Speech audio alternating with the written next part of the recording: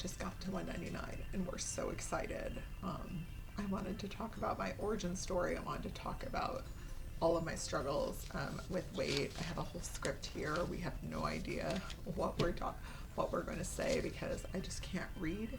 I want to talk to you. I want to talk to this channel about all the things. You know, I'm in the middle of a weight loss journey, maybe past the halfway point. But I really wanted to get on in long form and not just do weekly check-ins on Instagram anymore. And, you know, I've been through a lot. My weight has been related to always being a little bigger than average, being big boned. It's not what we always say, not realizing I was obese, thinking I was just overweight, when in reality we were in class 3 morbid obesity. Anyway, we're going to talk about all the things here. Anyway, hi, my name is Elisa. My handle is FoodNoiseBeGone on Instagram and here on YouTube. My weekly check-ins will be on my Instagram still. Maybe I'll go ahead and post those reels here as well. We're going to be talking about all the things here, and I really wanted to start with my story, my origin story, if you will. It goes all the way back to my 20s. You know, I had gone from being in like between 150 170 through high school into the 190s probably until about my mid-20s. And then in my 30s it just slowly started creeping up. I'd always go from 190 to 220. That is kind of where I was for a good probably 5 to 10 years. And then things just shifted in the, you know, I think the last time I got down to the low 200s, like around 210, was probably when I was a vegan in 2012. Didn't we all try, you know, I tried all the different Whole30s. I never did Weight Watchers, no shade, just never did it. I always wanted something that was like more specific, and Weight Watchers was too just general for me, when, I mean, general probably works. I mean, what I'm doing now is not hardcore anything. There's no restrictions. But I am in a calorie deficit and I'm on medication. So anyway, yeah, so my 30s, I just started creeping up. I would do like every couple of years, I would track things on my FitnessPal, lose a little weight, but then it would always creep back up more. And then in 2016, I think I got back down to 225, 226 for my wedding. 2017, I got thyroid cancer. Went on a fabulous vacation just after that. Broke my ankle. So that was a crazy year. I think my blog said 2017, delete your account. We can imagine what that meant for a lot of different reasons, if anyone remembers that year. 2018, I lost weight again, didn't get back down to my wedding weight. I think I got to the mid 230s. 2019, slowly with work stress and everything else, slowly crept back up, was over 250. And then the pandemic hit in 2020. We can only imagine. I think at that point I got up and I was sitting in the mid 270s. We went ahead and in 2022, I'm like, something's got to change. I joined Ideal Protein, which is just a hardcore keto with prepared foods. Thought I said I would never do that, spent a lot of money, gave them a lot of money for this food that was not very good, quite frankly. But no shade, it works. It's not sustainable. I did not think it was a sustainable program for me. And then at the same time, I had a lot of health issues. I had some female perimenopausal issues, required uterine artery embolization, and I lost 30 pounds on that. Couldn't lose any more. I had wanted to lose 50 by my 50th birthday, could not lose any more weight. Went ahead and I kept the weight off. I stayed I got down to 245. I stayed between 245 pretty much in the mid 250s until like for about a year. So mid 2023, my mom got sick.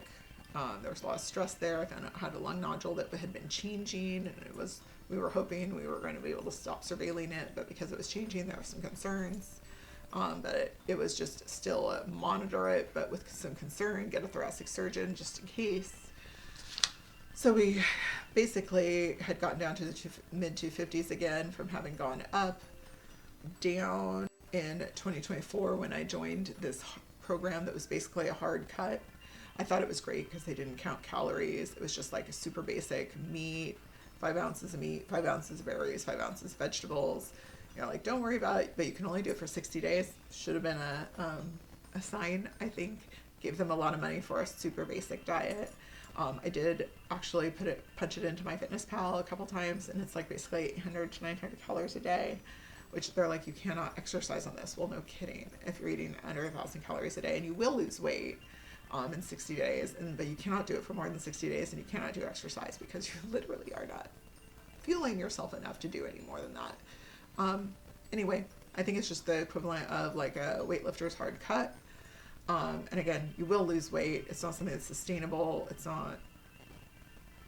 Anyway, it did not work for me. I did get back down to the 250s, like I said.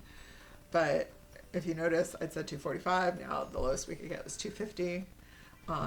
And then that summer in 2024, I had to have lung surgery because the lung nodule was continuing to change, and it was lung cancer. So now I'm on every 6 month surveillance.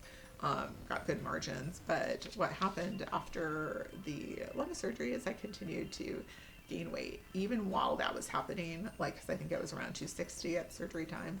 I knew I had to change something. My doctors had told me that I could probably go out, GLP-1 was not out of range for me, that my thyroid cancer was papillary thyroid cancer, which is a super common kind.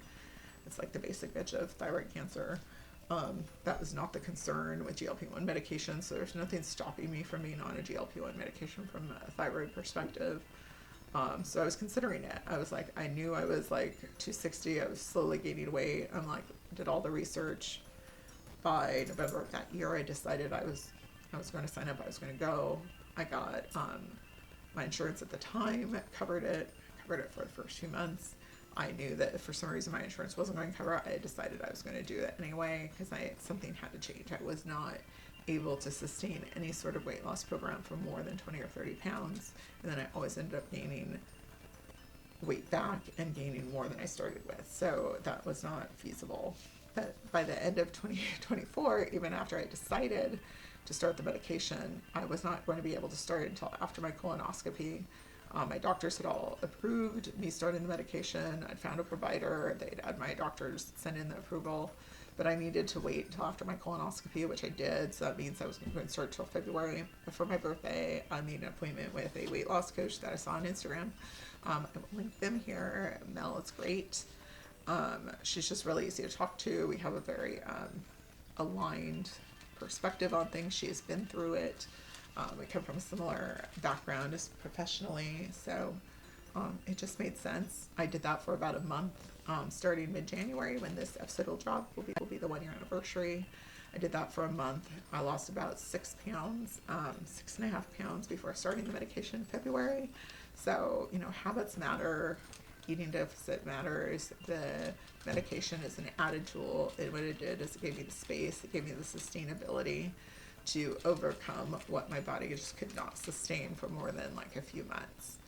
So we did that, and like I said, I lost 6.5 pounds at the beginning, started the medication, started losing about 8 to 10 pounds a month, which was great, and it makes you kind of motivates you to keep going. It wasn't until I hit 20 or 30 pounds that I believed this was going to work, because it was continuing to work.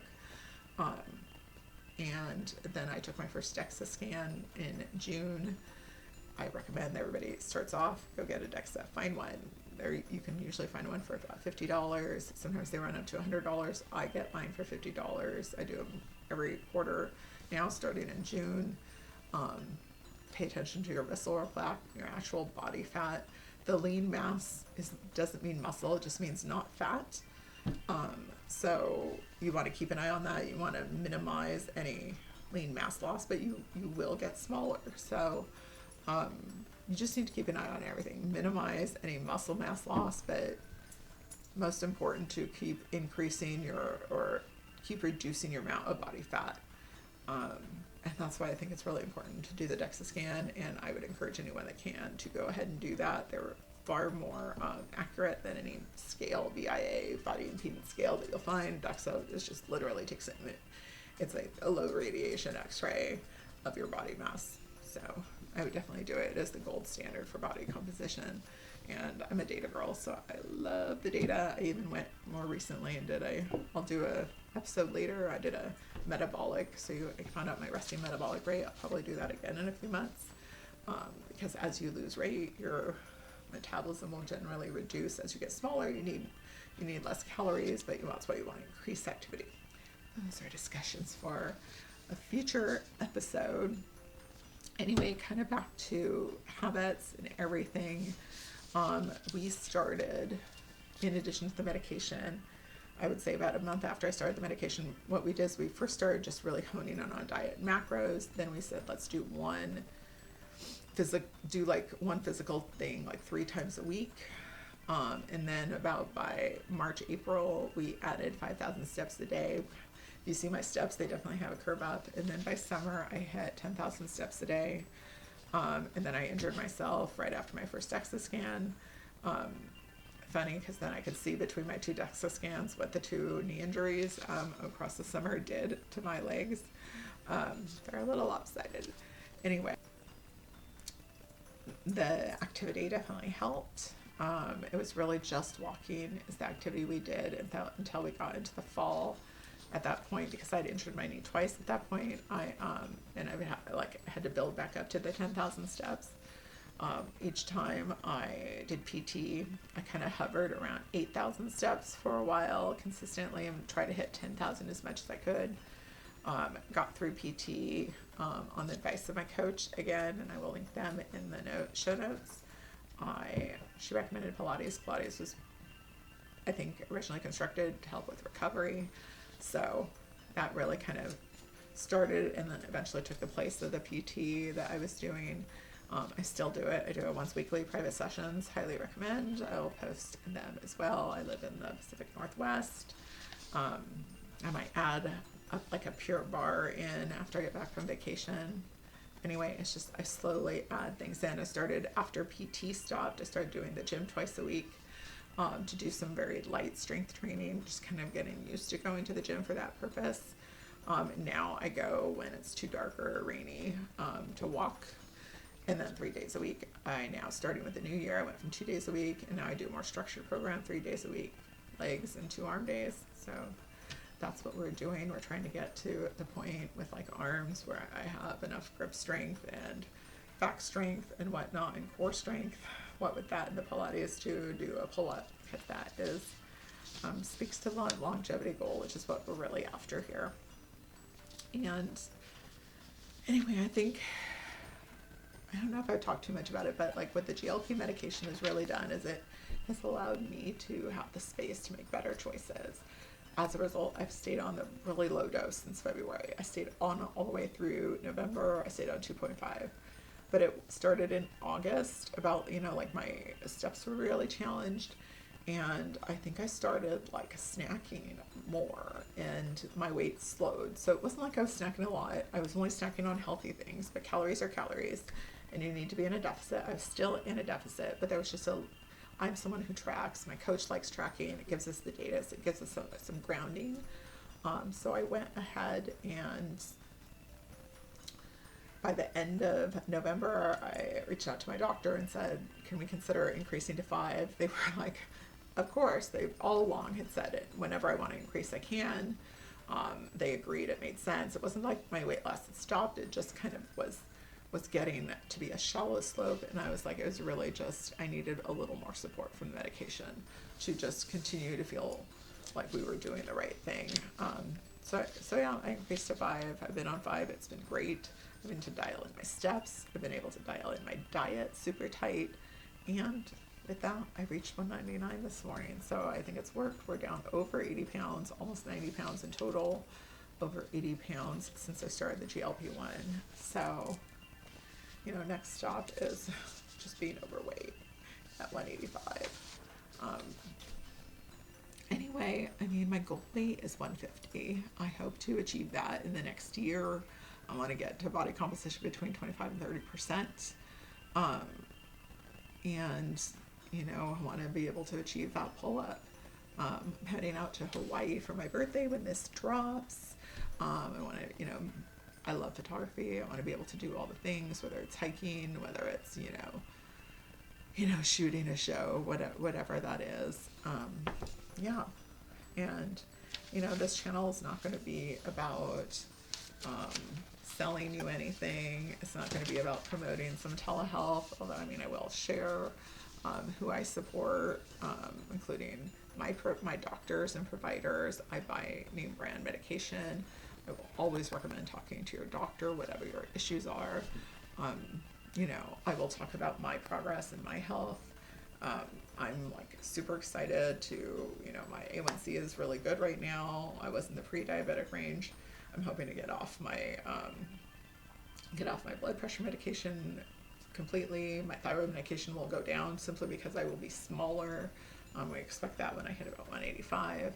Again, all on advice of my doctors. So anyway, talk to your doctors, talk to whoever you need to be healthy. And I'm hoping to just share whatever I can. I'm hoping to talk to people. I'm hoping to talk about all the things I've learned.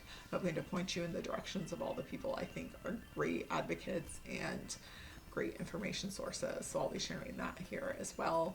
I am not going to post another episode till after I get back, but I promise to talk about more about my specific progress. I'll show more like before and afters in the next episode. I'll maybe talk about, how to make your choices about your habits, and just share, whatever advice I can impart from everything I've learned and about what it's like to be on a weight loss journey and using a GLP-1 to help support it. Have a great week and happy 2026. You got this.